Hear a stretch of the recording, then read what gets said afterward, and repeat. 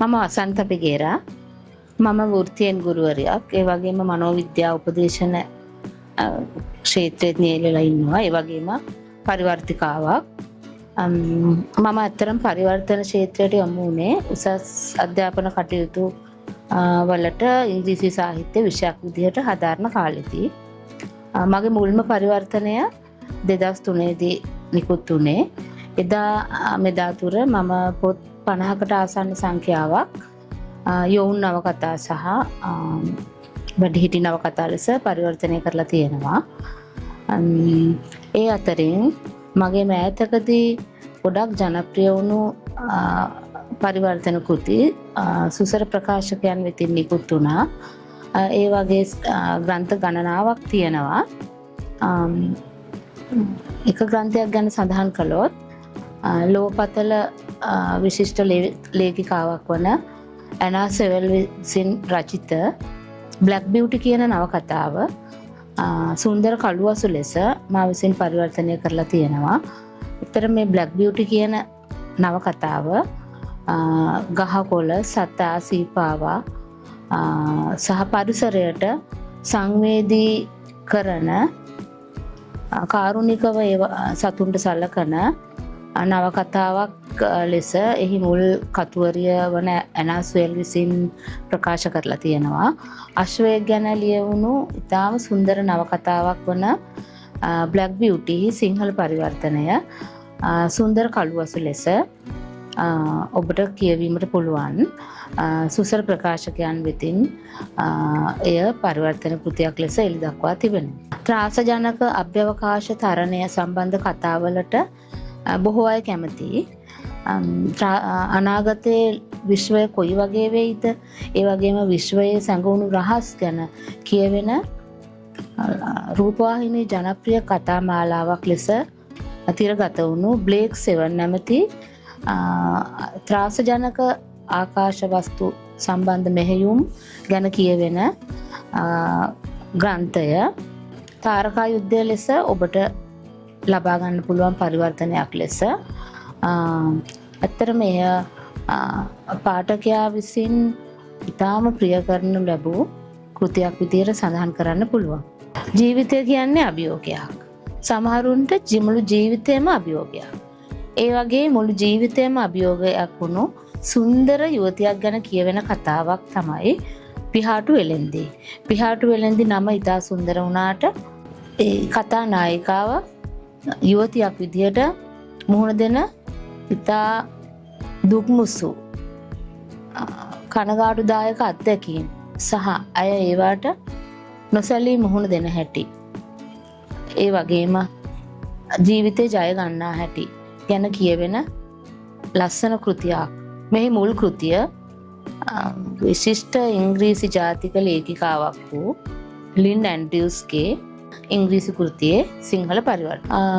සුසර ප්‍රකාශකයන් වෙතින් එළි දැක්වුණු අලුත්ම කෘතියක් ලෙස මෙය ලබා ගන්න පුළුවන්. විලාඩ් ප්‍රයිස් නැමැති ජනප්‍රිය ඉංග්‍රීසි ලේඛකයා විසින් ලියවුණු The Adventures කතා මාලාවේ ලස්සන කතා පරිවර්තන කෘති ලෙස සුසර ප්‍රකාශකයන් වෙතින් ඔබට ලබා ගන්න පුළුවන්.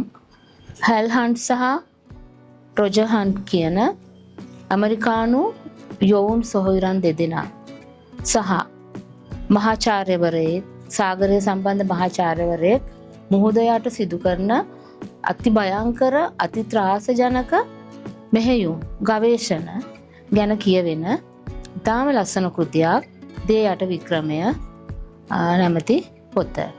The Underwater Adventure නමින් ඉංග්‍රීසියෙන් පළ වුණු මෙහි සිංහල පරිවර්තනයත් ඔබට කියවා රස විඳීමට පුළුවන්.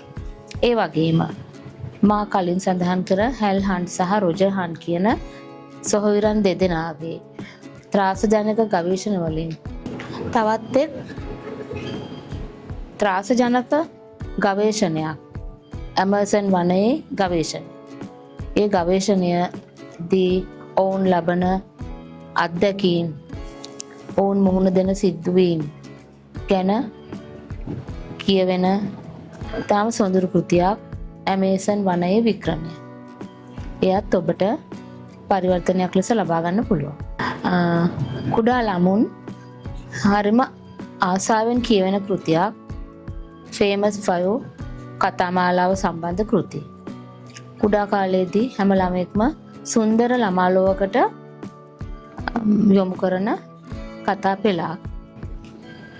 පස්ස මිතුරන් කතා මාලාව ලෙස දරුවන්ට රස විඳින්න පුළුවන්.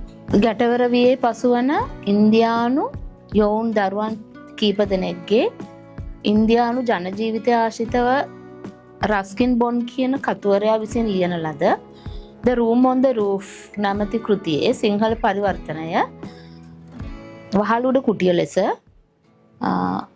නිකුත් වෙලා තියෙනවා.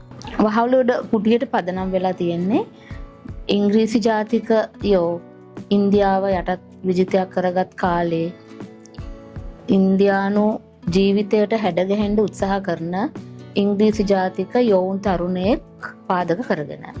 ඔහු ඉන්දියාවේදී ලබන විවිධ අත්දැකීම් භාරකාරයෙක්ගේ සෙවනේ වැඩමින් ඔහු ලබන අත්දැකීම් ඔහු ඉන්දියානු ජනජීවිතය ඉන්දියානු යහළුවන් සමග ජීවත් වෙන්න කරන අරගලය ගැන මේ කතාවෙන් කියවෙනවා. පළවෙනි ලෝක යුද්ධය පාදක කරගෙන කැප්ටන් W.E. ජෝන්ස් විසින් රචනා කරන ලද බිග්ල්ස් කතාමාලාව ලොව පුරා බාල මහලු හැමෝම එක වගේම රසවිඳින සහ රසවිඳි කතාමාලාවක්.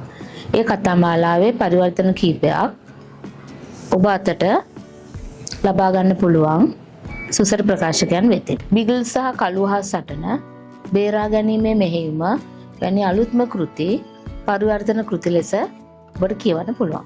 මේ සියලු පරිවර්තන කෘති කියවා රස විඳින ලෙස මම ඔබට ඇරයුම් කරලා සිටිනවා. මේ සියලු පරිවර්තන කෘතීන් ඉතාම අලංකාර ලෙස සුන්දර නිමාවකින් යුතුව එළි දක්වපු මුද්‍රණය කරපු සුසර ප්‍රකාශන ආයතනයේ අධ්‍යක්ෂක මහත්වරුන් සහ ඒ කාර්ය මණ්ඩලයට ස්තුති කරන්නත් මම මේ අවස්ථාවක් කර ගන්නවා. බොහොම ස්තුතියි.